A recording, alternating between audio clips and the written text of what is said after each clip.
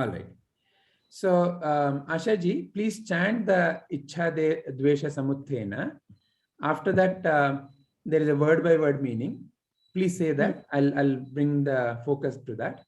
And then there is a brief meaning. So till that, you please say everything. And then we will begin our discussion. Okay. Yeah. Ichha Dvesha Samuthena Dvandva Mohena Bharata Sarva Bhutani Sammoham Sarge Yanti Parantapa. Very nice. Can you please say it once again? Ichha Dvesha Samuthena Dvandva Mohena Bharata Sarva Bhutani Sammoham Sarge Yanti Parantapa. Very nice. Very nice.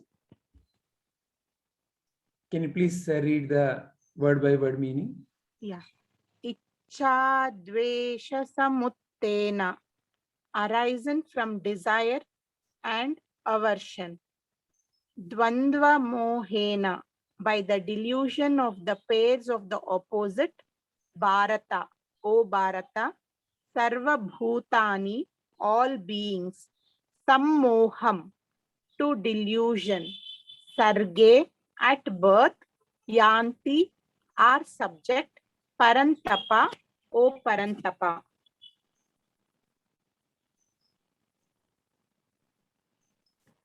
Okay. You want me to read this? Yes, yes. Okay.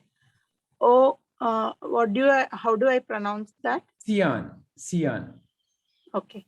Sion means the inheritor, the next in the line, the next king. Yeah. Okay. O Sion of Bharata, O conqueror of the foe, all living entities are born into delusion, bewildered by dualities, arisen from desire and hate. Very nice. Thank you very much, Ashaji. Very well said. Thank you. So this is the brief essence of this shloka. So what are all the important questions or thoughts coming to all of you? So there is a reference to dualities. There is a reference to, and also you can notice Arjuna has been referred twice. Once as Bharata, another time as Parantapa. So twice he has been referred in this shloka by Krishna. Usually in our other shlokas, he is only called once. Here for some maybe vague reason, or maybe there is a reason, he's been referred twice. Once as a Sion of Bharata, another time as a conqueror of the foe. Yeah. Actually, the word hate is mentioned, and also the foe. I think all these arises due to the difference in opinions and the conditioning of like how we are exposed to and the environment we are brought in up. So in that way, I think these words are hate and foe are there. Very nice. So why is there is a reference of duality is from desire and hate? What does duality mean to you? Maybe we can begin with that question. What does duality really mean? Duality is not coming in, coming into like whatever, if somebody is saying a thing, then we don't agree. There is two things, like one is either we accept or we don't. So there is a duality kind in that. I mean, we don't come into a consensus with the thing, whatever is said. So there is a duality. Very nice. So duality in terms of our day-to-day exchange, there is a understanding I have, there's an understanding other person has. When they're not matching, duality arises. Very nice. What else can be an example or any other view about what is duality? Does anybody else have any other example or view about duality? Yes, Saravanan-ji. Yeah, duality, day, night, darkness, brightness, joy, sorrow. Yeah. Yeah. Right. Very good. And one more example I can think of is like saying, I'm different from the other person. We are no different from others. We all are same. So Yeah, in a way there is difference, but yeah. Yes, true. It's like we only look at the surface level and say we are all different. Different. Right. When we say different, from what plane? Yeah. Very nice. Any other view of what is duality? Does anybody else have any other understanding of duality? Sir, I think that here the duality that is referred to is the duality that comes because you think that you are separate from the entire universe. So that creates within you these desires to, accumulate, collect things, and also have hate for, somebody who's not good to you, or you have some experiences with them which is not very, which you don't accept. Then you have hate for those person, then you love a few people more. That kind of thing arises, I feel. So it is essentially because of the duality within us, because we don't realize ourselves as part of the supreme. And then if that is the case, then everyone is good, whatever is happening is good. So then that duality is gone, is what I feel. So what causes the duality in us then? I think it's the ego. It's the ego that, I am doing everything, I am collecting everything, it is all for me. That kind of duality is what it is referred to, I think. Because once you don't have the ego, then it doesn't really matter, right? Everything that happens is only good. So, and maybe there is some learning, even if we are experiencing a difficult situation, there is something we need to be learning from that. So that can be learned only when that duality is gone. Otherwise, we are constantly entrapped into that particular situation, or with that other person with whom we have such a relation, love or hate. So excellent. Then why is Saravanan? Sorry, sir. Yes, sir. No, you want to finish it, then I'll come. No, I was just going to ask Padmaji, why isn't Krishna saying all living entities are born into delusion? What does Krishna mean by that? I think essentially when we are born, we forget about all the, from what I have read, I don't know if it is correct, but we come into this world, we are the creators. We say we want to go through certain set of karmas, which is our prarabdha. So we forget in the process of birth, I think we forget all that, why we have come, and then we take up on all the conditioning that comes from our family and the society, or whomever we come into contact with. So essentially I think that that is needed also for our own protection initially, but then we continue to go into that flow and we never come out of it. So that is what I feel. My opinion is that Your understanding. Yeah. Very nice. Yes. Very nice. Very nice. And last question is, why is Arjuna being called twice with different names here? Once as Bharata and another time as Parantapa. I think I will think a little bit more. One thought that is coming to me is, as a warrior, he is someone who is looked up to by his entire clan and everybody, right? As an individual with his set of skills, he's the most supreme in that skill. So from that sense, I think he is somebody who can protect and withheld the country, protect the country itself as a warrior. But I think Parantapa is where he is associating himself with Krishna itself. Like he is a part of Krishna, right? Krishna, one of the manifestation is him. So I think that is where my thought process is going. But maybe I can dwell on it a little bit more. Yeah, wonderful. Sarvananji, you wanted to say something. Yeah, so one another view of the duality is everything, any creation, you see, like it's like two sides of a coin, day, night, right? Happiness, sadness, happiness, sadness, right? Ignorance, knowledge, right? There is no one without the other. There is no joy without sorrow. There is no sorrow without joy. There is no day without a night, right? So the moment we identify, associate with one of it, we have to be sure that we are going to see the other. If we start seeing this, then like I think the point is to go beyond that, right? Otherwise, if we get trapped into this, like we keep getting bounced by this duality thing, right? And why born into this delusion? I feel, first of all, the root cause of birth is ignorance. So from ignorance you are born. So that the ignorance is this, that you see this duality as the reality, right? And like you are always confused. Yeah. Right. Yeah.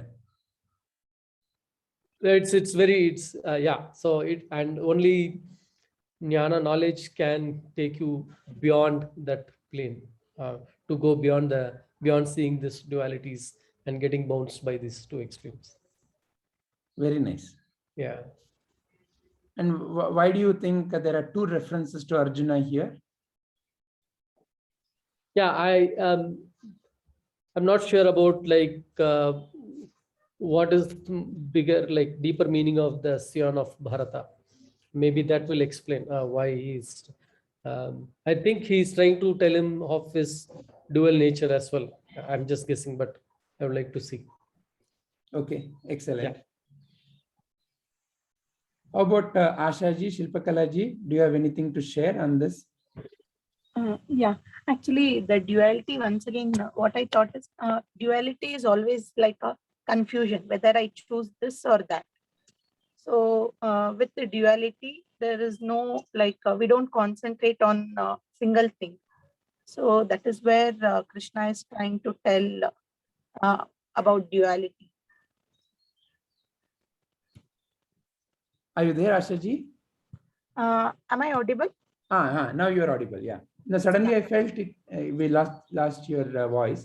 Yeah. Please continue. Yeah, that is what. So I think whenever we concentrate, so there should be a single thing, a single point of thing wherein we concentrate, and there should be no duality.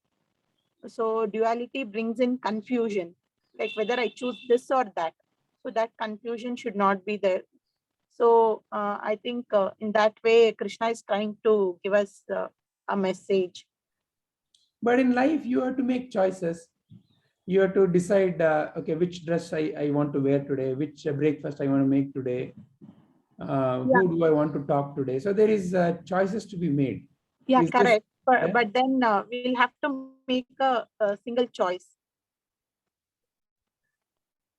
Yeah, so but when you made a choice, for example, if you're wearing a blue dress, you are not wearing the yellow dress. So then are you still in delusion? Are you still playing to the duality? What does that mean? Not be a delusion, but I should, when I'm clear in my thoughts, so I'm able to choose like why I'm choosing blue or yellow. So when you have that clarity in thoughts, I think there is no delusion, or you're not carried away by the duality. So what is the clarity needed in that choice? So you need to know about it, like why you have to choose blue or yellow. So that the child may say, I love blue, so I'm choosing. Is that clear enough? See, like usually that's why the picture, no? The child loves ice cream, so I want to eat ice cream. I didn't get chocolate, so I am unhappy. Okay, when it comes to child, I'm not sure, but at least for us, it is the clarity in thoughts. We need to go through and get clearer. What is that clarity that is needed? That is the question. So you're saying that there is a clarity of thought needed. So I'm choosing a blue color dress. And if I ask you, why are you choosing a blue color dress? What is the answer you will give? What is that clarity that is needed? Why? I mean, why I'm choosing blue is maybe I'll have to just think of like to that particular situation, or whatever is recommended. I mean, the situation demands, I go accordingly. So that knowledge is required. Okay. If there is freedom to choose, Yeah. that's a separate question. But I for knew, now, no, I knew this question was coming from Saravanan from his expression. but let's say you're choosing, you have a conscious thought that, oh, I'm choosing blue. All right. So what Ashwini ji is saying is that when the why is clear, then there is no more delusion, there is no more duality. What is that why? That is the question. Is there a fundamental answer to that? Okay, in the case of dress, I like this dress. Is that a good enough answer? I love this breakfast, that's why I'm choosing this. Is that the answer?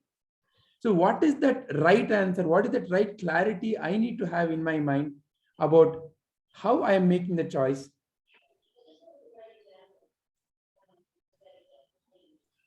What about Shilpakala ji? Does Shilpakala ji have something to share? So I was thinking on this. So it says all living entities are born into delusion. So the reason we are born into delusion, why there are dualities, is for us to choose which is right. What I mean to say, it is out of duality is when it kind of gives us the right path to walk on. Wonderful. So what are you saying? Are you saying that duality is essential? Yes, yes, sir. That's what I'm trying to say. Duality is essential for us to make choices, to to help us gain clarity. Yeah. Certain decisions. Yeah. I mean, without duality, I don't know how it would be, but you need that. Duality is necessary. All right. But then why is Krishna talking about, duality? You have to conqueror of the foe. He's referring to Arjuna as a conqueror of the foe. Which foe is he talking about? Which enemy is he talking about here? So I think it's... Sorry, Shilpakalaji. Also, I feel that bewildered by duality, right? That is something I mean, if you could throw some light on that, because if it was essential, then why would he use the word bewildered? Is my thought process. Ashwini, may I add something? Yes, please go ahead. I think, as per my thought process, Shri Krishna is referring Arjuna by, 2 times, like a descendant of Bharata, and secondly conqueror of the foe. So Shri Krishna is expecting Arjuna to conquer the duality overcome the duality and consider himself as a part of Sri Krishna, like he conquers in all his enemies in the Battlefield. In the battlefield. Yeah. And secondly, what I think is why duality is there. So in my thought process, whenever we have a first birth, we forget our connect with the God or all pervasive consciousness and separates us from the consciousness. So duality starts there and we get a birth. Maybe we must be getting first birth and then duality starts. But why we want to get the birth? Because we have desire to get something, do something, to enjoy, to get experience of the worldly life, to get experience the worldly pleasures. And then the journey starts, and during the whole journey we may develop different qualities, love, hate, and so on. So Sri Krishna is expecting Arjuna to conquer all this duality, all these desires, all these feelings of love, hatred, and all that, and be with one with Sri Krishna. This is how I perceive on the during the discussion. Very nice.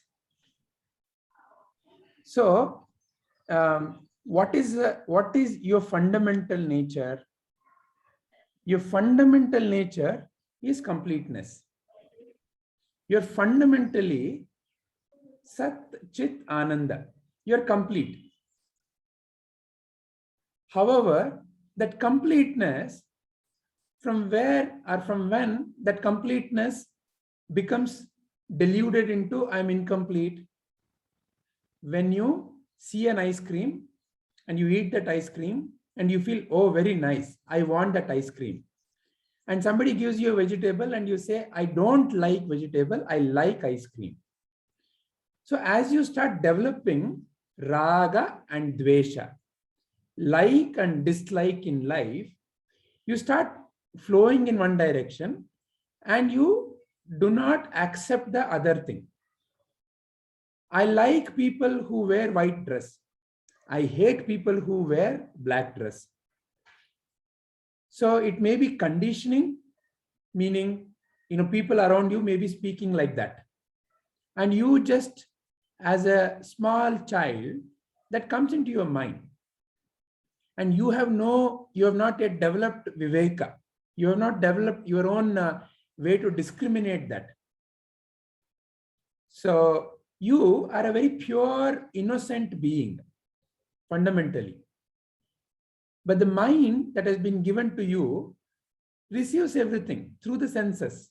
All kinds of impressions come into you.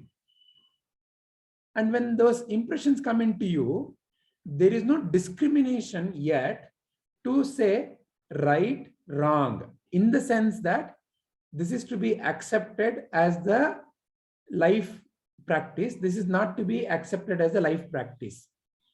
Because if I accept this, this can lead to this, is not yet developed. It is like a small child which looks at the fire and puts the hand in the fire because the child doesn't yet know that the fire can burn. So there is no discrimination yet in the mind of the child. The child is very innocent, very pure. It puts, then it learns, it burns, then now it becomes fearful of that fire. From now onwards, it may start either becoming afraid of the fire or become hateful of the fire. So for example, if the fire is the one which caused, let's say, some deformity in the body, then the child may develop a sense of, oh, it is a fire. I hate the fire. Look how ugly I look. Or my uncle was nearby when the incident happened and my uncle never stopped me. I hate my uncle for my life. Only if he had stopped me. So like that, we develop deep thoughts about what I like and what I don't like. And what I don't like becomes a very deeper impression. See, Kamsa continuously thought of his hatred of Krishna. Ravana was continuously thinking of his hatred of Rama. So in the sense, what I hate separates me from the rest. So my Purnatva is now covered. There's an avarana. There's a covering that appears to the inherent Purnatva. Purnatva is not something that you get from life. It's not something that you go and you do something that you get. It's already inherent. It's there. But it gets covered by what? By various life experiences that are coming at you. I love the chocolate. I don't like the vegetable. I love this person. I hate that person. I love my country. I hate the other country. So like that, various kinds of love and hate relationship, they cause a separation, a deep separation between me, who I think I am. That entity starts developing. I am an Indian. I am a female. I am a male. I am a boss. I am a servant. I am a intelligent. I am ugly. All these, who I think I am, develop based on the experiences coming. And when I give power to those experiences and I get connected with those I thoughts, who I think I am thoughts, who I think I am is fundamentally coming because of these kinds of experiences, and because I don't like something. So therefore, my sense of separation then starts creating various kinds of fictional entities, including I and the God. That is the most fundamental separation. I now have become separate from somebody called God. And that God is all pervading. But if God is all pervading, then in who I am, so I become separate. I start looking at the world through the prism of who I have become. And when can this illusion disappear? That's why Krishna is calling this as delusion. Delusion means what? A very heightened sense of madness. Heightened sense of madness. We think that people who are in the madhouse, Nimhans, they are mad. But truly, each one of us is equally mad, or even worse. At least they have been labeled as mad. I am very normal. I'm very, very normal. I live in the prison outside. They live in the freedom called a madhouse. Because now at least they have no inhibition. How they should behave, no inhibition. Even if they remove their dress, okay, he's a mad fellow. Even if they're laughing, okay, mad fellow. But here we have to live in a certain way, dress in a certain way, behave in a certain way. If I've gotten into the idea that, I am a boss, everybody should salute me. If I've gotten into an idea that I'm a very intelligent person, the moment somebody questions me, there you go, I'm on a rampage. So I get trapped into this madness, which I'm not even seeing. So here, Krishna, by asking us to conquer the foe, conquer that madness. So what Shilpakalaji said is correct in one sense, that this madness is essential. In what way? Without day, you will never be able to appreciate the night. If there is only burning, scorching sun, you'll never appreciate the coolness of the night. So life has multiple flavors to offer to you. It has chocolate ice cream, it has banana and also bitter gourd. It has various things to offer to you. And the various things are offered to you just to show the immensity of the creativity. See, same earth, same water, same sun. Bitter gourd comes, which is very bitter in taste. Same earth, mango comes, so sweet in taste. What a wonderful creation. Same earth, same water, same light, but different qualities. So not to be attracted to some sweetness and to be hating some bitterness, but to enjoy the varieties. Oh, wow, somebody can think like this is an enjoyment. Somebody can dress like this is an enjoyment. The whole idea of Bharata is Bha is essentially light. Ratha, who is the carrier of the light? This body and mind is the carrier of the light. So Bharata means this body and mind is a carrier of that wisdom, of that inner divinity. So by referring to Arjuna as Bharata, Krishna is elevating him. But to elevate, what is the path? Hey Arjuna, first you learn to conquer the enemies in your mind. Krishna is saying, oh, this creation is wonderful. Like how one master may say, see the essential meaning of the Allahu Akbar means this existence is divine. This existence is divine. Akbar, the whole understanding of from the root word means it's divine, it's wonderful, amazing, magical. Allahu Akbar means, oh, it's a wonderful, magnificent existence. Oh my God. You know, child goes, no, wow, wow, with everything. That wowness is Allahu Akbar. So that Allahu Akbar or that wowness is Bharata. That wowness is in you, is already there. But you, the moment you give rise to your own silly interpretation that my God is Allahu, your God Krishna is inferior, then that whole Allahu Akbar from amazement becomes a delusion and you start shooting, killing, hurting others because you don't anymore agree with my interpretation.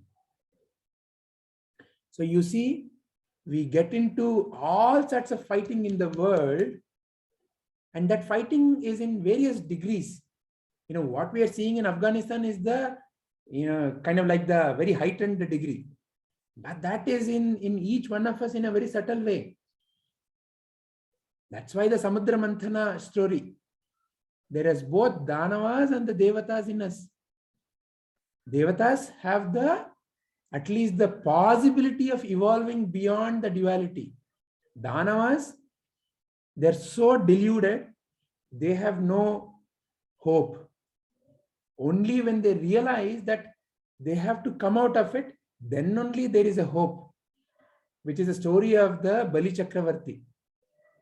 The Vamana in the Bali Chakravarti story is the Vamana, the mana which grows bigger, Vamana, and it pushes the Bali in us. What is the Bali in us? I am better, I am inferior, somebody is good, somebody is bad. That is the Bali in us. That has to be pushed, and the Vamana has to grow. The Hari as Vamana, when it grows, when Krishnatva in us grows, then there's a deep compassion and love for everything, including the so-called enemy. The enemy is from me outside. So that doesn't mean that Krishna did not act. He still acted, but not out of hatred, out of deep compassion. Out of deep compassion only, if there is a rotting part of your body, you have to remove it. Otherwise, it will spread to the rest of the body and eat away. So, by calling out the dualities, Krishna is helping us to realize that life is inherently dual. Because to become aware of the immensity and the wonderful and amazement of this existence, without night, you cannot appreciate the day. Without sweet, you cannot appreciate the bitter. So to appreciate one from the other is why the duality is. But is one better over the other? No. Both are part of the same spectrum. Sweetness is what? Or bitterness is what? What is night? Night is it absence of light? Or is it a certain degree of reduction in light? So if you see what is day, is nothing but certain intensity of light. And that intensity of light, when it starts reducing, you start calling it as day or night. So in a way, it is just a degree of variation. It is not a presence or absence of something completely. It's a degree. In life, everything is just a degree. It is like you dip your, let's say, paintbrush in some color and you start painting on the wall. Initially, it will look very dark. And as you keep on painting, it will become duller and duller and duller and duller. Maybe if you have a microscope, you can still see when your visible eyes cannot see. So when does it really disappear? Impossible to make out with the known instruments. It's a limitation of the instrument to not see the spectrum. Sound is a spectrum. Visible light is a spectrum. In life, everything is a spectrum. We label some part of the spectrum as good, bad, want, don't want. That is the fundamental delusion. Life is happening in a full-blown spectrum. So to help this mind to come to sense of peace, when can it come to peace? Only when my enemy is not there, right? Otherwise, my mind is constantly battling with the enemy. Only when I love something is removed. So Krishna, in the same shloka, giving us a path to really go to the true meaning of Bharata. To realize our inherent nature is Bharata. Bharata, the carrier of the light, the carrier of the wisdom. Your true nature is Sat Chittananda. That is your true nature. When can it happen? Only when you conquer your foes. The delusion. Each delusion is a foe, is an enemy. And that can be conquered only through right discrimination. And what is the right discrimination is giving us here? Become aware of the dualities. In life, everything occurs in pairs. Not that you have to remove that. Become aware that there is a pair. Life happens in a pair. And when you examine little deeply, actually there is no real pair. In a way, it's a spectrum. So become aware. Become aware of the tendency of your mind to label. And then be in a Sakshi Bhava. Just notice that that is the nature of things. That is the nature of things. There is no need to modify it or change it or remove it. Whatever is appropriate for the whole of the life to function, continue with it. Whatever you feel is not appropriate for the wholeness of the life, you look at how to modify it. So in a way, that is the greatest choice that this shloka gives to the I, which is independent. And as that independent I slowly realizes and starts becoming free from this fear and hatred, or this desire and hate, who is that who is there? From where all this action is happening? So there is only happening then. So it's a path towards dissolution. Dissolving of this ego, this is a path given.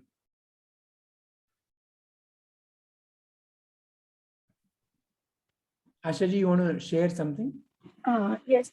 When you said we label things, right? Like say a thing is good or bad, or a person is good or bad. So, or say I'm ugly or I'm beautiful. So when I say that, so when I say I'm bad, so does that really mean that, see, when we say bad, it means bad, right? but should we be staying with that and trying to get better, or like what should be the kind of thing? Yeah. So let's examine that. See, you can improve something that needs improvement, isn't it? Yeah. For example, let's say, this thing that you see here, it's a acupressure thing. Let's say you want to increase the height of it, because it is probably, let's say, about 2 inch or 3 inch, and you want to make it 5 inch. You need to improve, because by making it 5 inch, let's say there's a different use. So you want to improve, right? So what is that you can improve? Something that needs improvement, something that is less. Only that you can improve, isn't it? Yeah. But do you fundamentally need improvement? So you are complete. Your true nature is completeness. Who? Not your mind, not your body. I'm referring to you as the pure awareness. As the pure awareness, you are already complete. You are already complete and you're already infinite. But the whole game of life is coming because of the wrong understanding that I am limited to this mind and body. I am this mind and body. That is the fundamental or the root cause of all this delusion and all this need to improve. So therefore, the fundamental question that you and I should be asking ourselves is, who is that who's asking that I need to improve? Who is that that feels that I need change? So the root cause of this entire game of life is this understanding that I am somebody else. When you ask the question to yourself, who am I? What are the first kind of answers you get? Oh, I am, I am a girl. Are you a girl? The body is of the nature of what we call in the world as a girl body, a boy body. But are you really a girl? About a 3-month baby, your photo, and now, whatever your current photo, there's so much of change. So if you are the body, then how are you aware of the change that has happened? So there is something that you are expressing yourself through, and that instrument is continuously changing. So you cannot be the body. So eliminate that, you are the body attitude. And again, this is a very deeply ingrained attitude. So it just cannot be just by one, oh, okay, I am not the body. It cannot be eliminated like that. You have to deeply, continuously think about it in all different possible situations of life. See where all I'm getting the body-based thinking and how I am behaving in that situation, and continue to examine with the jnana that the Guru has given, which is, I am not the body. And it is for you to come to that clarity that I am not the body. The Viveka is given. How to arrive at that clarity? Look at, if you are the body, it is continuously changing, but you are aware of the change. If you are the change itself, how can you be aware of the change? So if you are the body itself, how can you be aware of the change occurring in the body? So you therefore cannot be the body. You have to be something which is not the body. That much you can say for sure. So is this first Viveka making sense? Is this first logic making sense? Yes, I understood that. Understanding, okay, is correct and good, but when I'm putting it into action, is there a thing like a tidbit or way in which I can bring it into, I mean, every day I can think on that and bring it into action. Like say, suppose if I'm jealous or if I'm hatred towards somebody, or if I have a foe, I mean, enemy kind. So in that thing, to put it into action, how do I? Sure. So now let us, so first is, the whole thing called body, that let us understand that I am not the body, but I am right now functioning through the body. So the body is something that, can be seen by the five senses. So therefore, we have now kept the body aside. Now let us go to the next little thing called a mind. And when I say little thing, in the sense of, when I say that, these are my thoughts, and in that sense, it's a little thing, but it's actually an immense thing, a most powerful and a most amazing tool that, each one of us is bestowed it. The thing called as mind. What is mind? Mind is nothing but a collection of our thoughts. So for example, when I ask you, do you consider yourself to be intelligent or dull? You may give us an answer. Do you consider yourself to be a beautiful or ugly? You may give an answer. Now, if I ask you further, show me where is intelligence in your body, you will not be able to pinpoint and say, oh, this is intelligence. You will not answer like that. Like, for example, if I ask you, show me your nose, you will point at something and say, it is my nose. Like that, intelligence, beauty, hate, love, all these are some things which you cannot point at something that you can see through your five senses and say, this is what it is. So it is somewhere else, but you're aware of that it is being there. Where is it? That is your mind. So it is in your mind that, you have the ability to think, to feel, to remember, and also to discriminate. All these are something which is not in the body, but through something else that, you are able to perform all these things. These are all your powers of your mind. Now, is the mind also you? Is the next important question that you should ask. Am I intelligent? Yeah, I know 1 + 1 = 2. 12.5 divided by 13.5, I can answer. I know everything that is there about the 9 planets of our solar system. I'm so intelligent. But there is somebody who knows all the names of known galaxies, who knows how to pinpoint at the sky and say, this is that star. So in comparison to that person, I'm less intelligent than. So there is nothing called as an intelligent in that way. I am in comparison to someone. In comparison to a baby, I know ABCD. Baby doesn't even know ABCD. In comparison to some Shashi Tharoor like a person, he probably seems to be a walking dictionary. So I know less of English. So this thing called as, intelligent, or even for that matter, beauty, again, a very, my own way of understanding beauty. I look at television keeps on showing, these people who are 26, 36, 26 or whatever that nonsense number.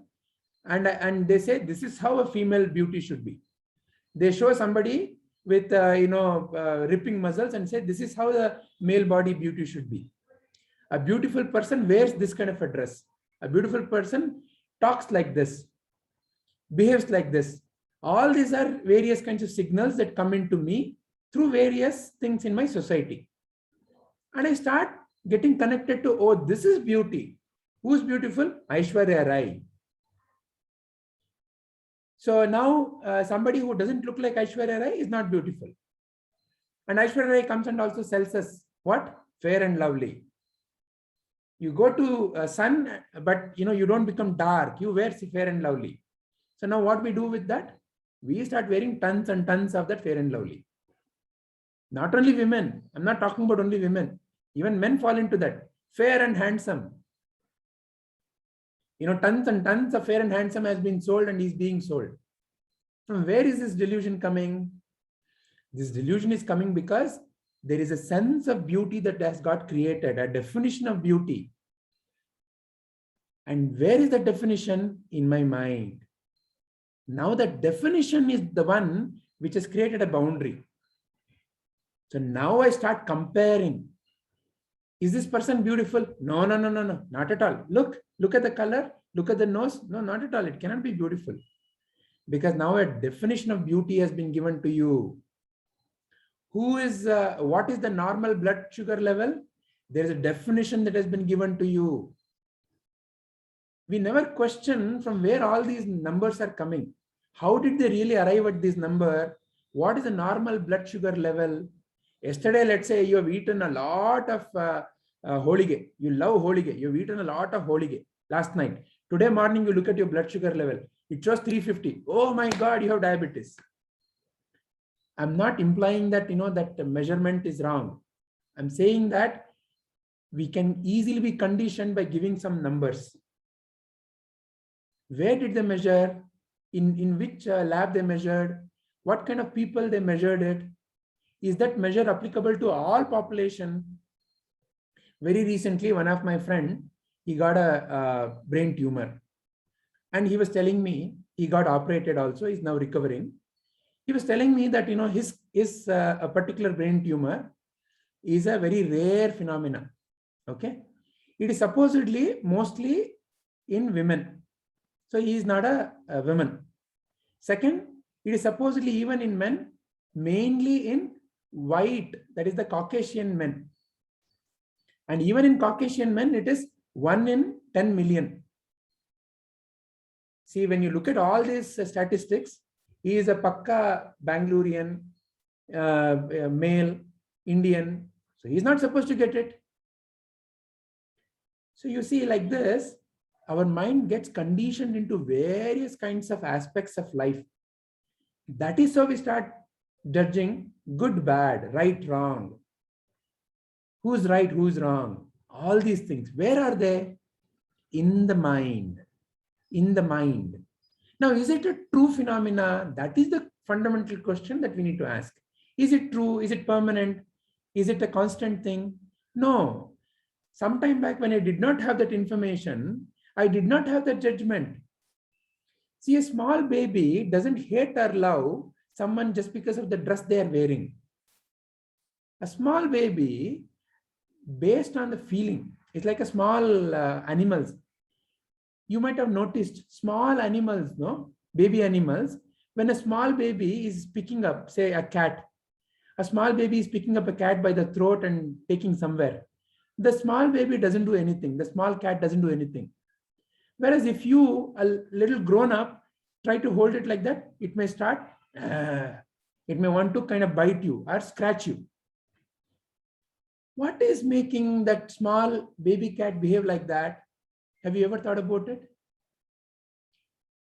It doesn't go by your appearance. It goes by your fundamental vibrations, your feelings. A small baby has no feeling of hatred towards that baby cat. So when that small baby is carrying, the baby cat also knows that this is a very innocent being and it goes with that play. Whereas a grown-up, the vibration level of a grown-up has changed because of the various kinds of thinking that is happening in the grown-up. So now that baby cat also knows, is this someone who I can trust or I cannot trust? Based on what? Not based on your body, not based on your dress, not based on how educated you are. Do you have a Harvard degree or do you have a government school fail? It doesn't look at anything. By your fundamental feelings, by the vibrational quality of you. Because based on what you're thinking, your vibration levels change. So, existence has no such judgment of good, bad, right, wrong. All this is a man-made phenomena. Someone who wears some colored dress is bad. Someone who speaks some language is very intelligent. All these are man-made artificial rules. Where are they? In our mind. So I have to examine, I have to become aware. Is this true? True means what? Something that should be permanent. Is this really permanent? So when I examine like that, I can realize that whatever the content of my mind is not who I am. The content of the mind is a coming and going phenomena. So therefore, from where is the judgment arising? I like something, I hate something. From where is it arising? From the impressions that are in my mind. Bitter God is not asking you to either love it or hate it. It is your judgment in your mind. I love bitter God or I hate bitter God. So the instrument of all this feeling, thinking, and the wonderful instrument through which we can become aware of the amazement of life is the mind only. But the mind, when it is used for this kind of judgment, it gets deluded. It removes me from the completeness. It gives me a feeling that I'm incomplete.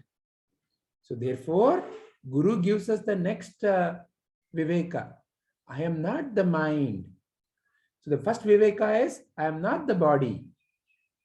Next Viveka is, I am not the mind. Examine that. Go deeper into, are you the mind? If you are the mind, how can you be aware of the thinking process? Because it's in the mind that thinking is happening. How can you be aware of your thinking? You say, no, I am thinking, I'm deeply thinking. Oh, I was not even thinking. You're aware of all these things. So who is that who is aware? You cannot be the mind. Because how can you be aware of something and be that? You cannot be. You cannot be the I and still say that I am the I. Only when you're separate from the I can you say, I am, oh, I can see the I. Oh, I can see the thoughts. So realize that I am not the mind. I am not the body. I'm not the mind. Then who are you? Who am I? So again, the Guru gives the Viveka.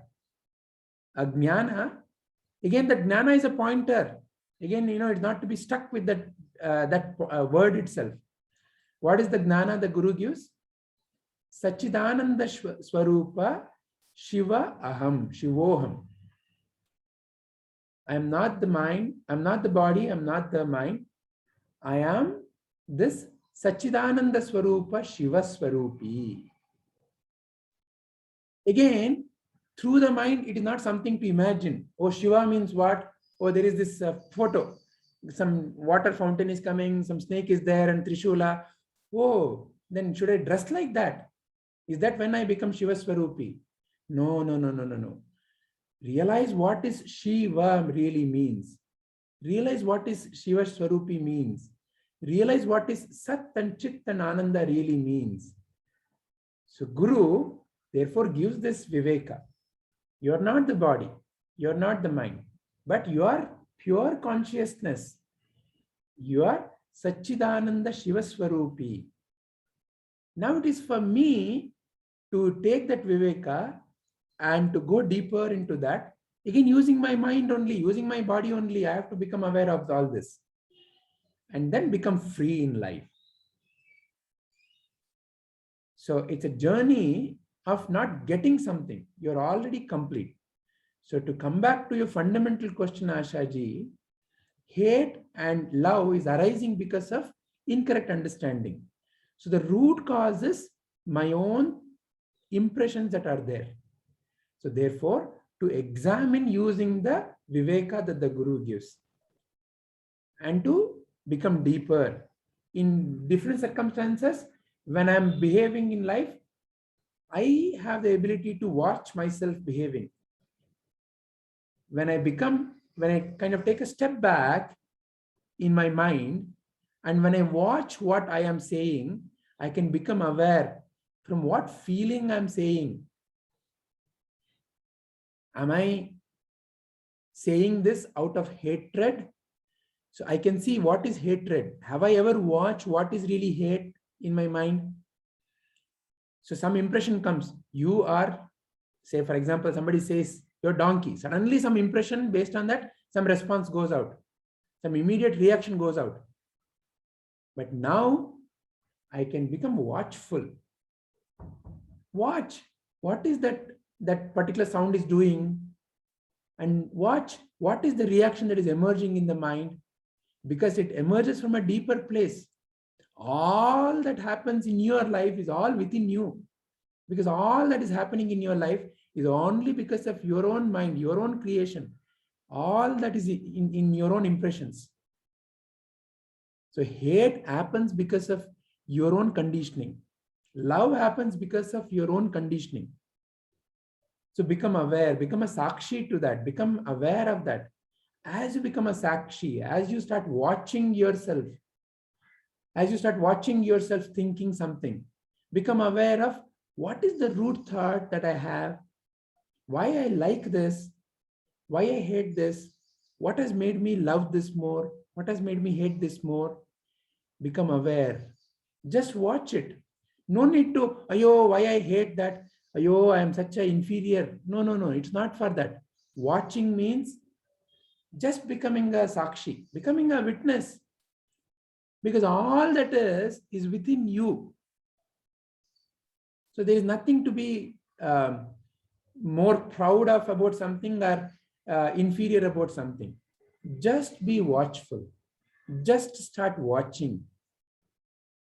So being a sakshi, performing every action of your life as a sakshi, is where the answer to your question, which is, how do I implement this in my life? When I'm behaving, when I'm acting in life, how to act? Act with the witness consciousness. Be aware of what is happening. Be aware of what reaction coming. And that is also a practice like anything else. As you become more and more involved in that being a sakshi, you will start realizing how the mind plays various games based on the impressions it has. That gives you the ultimate freedom to say, okay, I will not act according to this impression. I will choose a different action. When you become aware of how the reactions are coming, then only you have the possibility of responding. Responding means you are aware of what you are doing and what is the implication of that. What will happen out of that? When you're not aware, what will happen? I keep my hand in the fire, it burns. Ayo, I was not aware. Why? Because you are not aware. Somebody called me donkey, I hit them back and they fell unconscious. Why? Because of the reaction. So action means I am completely aware of what I am doing and what will happen out of that particular action. I know I am putting the mango seed. I know if I nurture it properly, there will be a mango fruit, which all of us can enjoy. That is an action where you're completely aware of what it will do. So become aware, become a sakshi.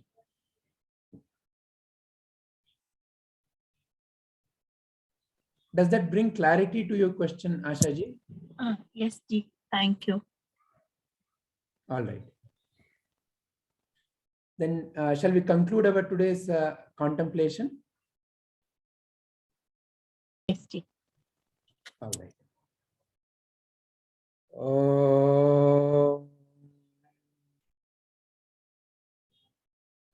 Sarve bhavantu sukhinah. Sarve santu niramayah. Sarve bhadrani pashyanto. Ma kaschid dukkha bhag bhavet. Om Sarvesham Swastir Bhavatu. Sarvesham Shantir Bhavatu. Sarvesham Purnam Bhavatu. Sarvesham Mangalam Bhavatu. Om Shanti Shanti Shanti. Harihi Om Tat Sat.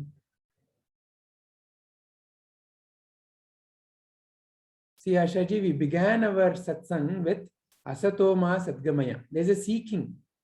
Take me from untruth to truth, from ignorance to wisdom, from what is impermanent in life to permanence. And how did we end our satsang? With Sarve Bhavantu Sukhinaha. In life, if God is a person, will he be a giver or a taker? He will be only a giver. Only a God can give. Rest everybody will be seeking. And that nature of God is your inherent nature. To care and love and be of value to whoever is around you. That is your inherent nature. So that completeness is you. So with that feeling is the Sarve Bhavantu Sukhina. Have a wonderful week. Let's meet once again next Saturday morning. Till then, Hari Om. Hari Om. Hari Om. Thank you. Hari Om. Thank you so much for this wonderful session. Sure, Ashaji.